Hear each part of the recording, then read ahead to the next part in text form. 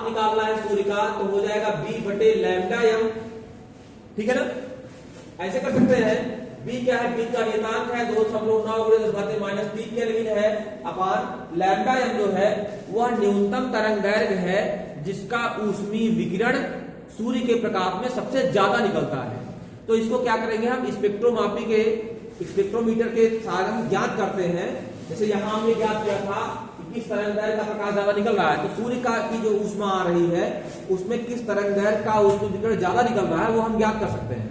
और उसका मान है 4753 एंगस्ट्रॉम, 4753 एंगस्ट्रॉम है।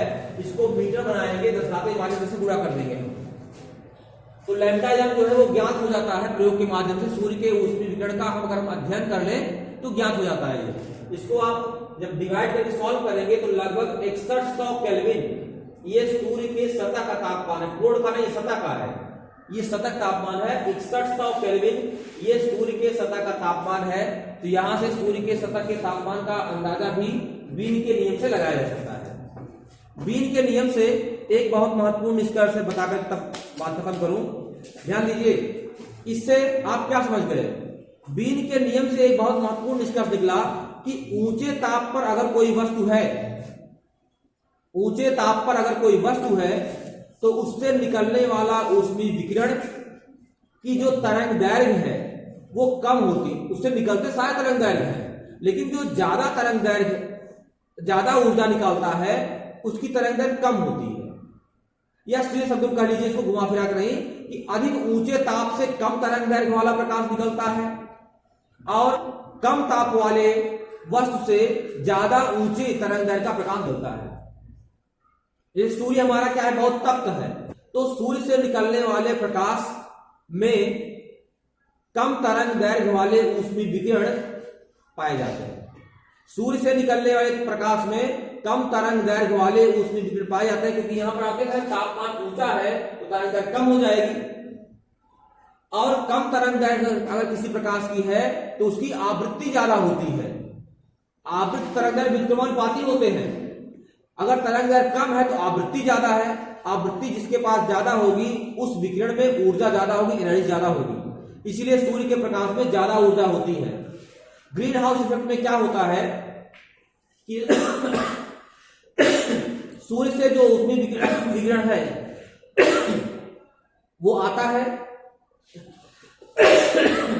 तो क्या होता है कि वो पृथ्वी द्वारा एब्जॉर्ब हो जाता है। समझ गए। सूर्य का तापमान ऊंचा है, उससे निकलने वाले ऊष्मीय विकिरण में कम तरंग दैर्घ्य वाले प्रकाश होते हैं। कम तरंग दैर्घ्य का प्रकाश है मतलब आवृत्ति ज्यादा है। जब पृथ्वी उसको एब्जॉर्ब कर लेती है तो पृथ्वी की सतह का तापमान बढ़ जाता है, लेकिन पृथ्वी की सतह का तापमान जो है वह सूर्य जैसा तो हो नहीं पाएगा। सूर्य का तापमान तो बहुत ऊंचा है, पृथ्वी का तापमान उतना ऊंचा नहीं हो पाएगा, इसलिए पृथ्वी का तापमान बहुत कम रहता है और कम तापमान वाली वस्तु से अधिक तरंग दैर्घ्य वाला प्रकाश निकलता है। अगर तरंग दैर्घ्य अधिक है तो इसका मतलब आवृत्ति कम है, आवृत्ति कम है मतलब ऊर्जा कम है। तो सूर्य से आने वाले विकिरण में ऊर्जा ज्यादा होती है और जब पृथ्वी से परावर्तन होता है तो उसमें ऊर्जा कम होती है। कम ऊर्जा जो है वाला ऊष्मीय विकिरण ऊपर जा ही नहीं पाता है, कहां रहेगा, किसी क्षोभ मंडल में रहेगा। पृथ्वी के आसपास जो वायुमंडल, इसको आप ट्रोपोस्फीयर कहते हैं, उसी ट्रोपोस्फीयर में रहेगा। और जब क्षोभ मंडल में वो रहेगा तो पृथ्वी के वातावरण को गर्म कर देगा। तो ग्लोबल वार्मिंग का सबसे बड़ा रीजन यही है। ये सबसे बड़ा रीजन है कि सूर्य के प्रकाश की ऊर्जा को पृथ्वी एब्जॉर्ब कर लेती है, लेकिन जो ऊष्मीय विकिरण निकालती है वो बाहर नहीं जा पाता है, क्योंकि वो अधिक तरंग दैर्घ्य का हो जाता है और अधिक तरंग दैर्घ्य में आवृत्ति कम हो जाती है और ऊर्जा कम हो जाती है। ये ग्लोबल वार्मिंग का सबसे बड़ा रीजन है। समझ गए होंगे आप। ठीक है, तो ये चैप्टर समाप्त आपका है।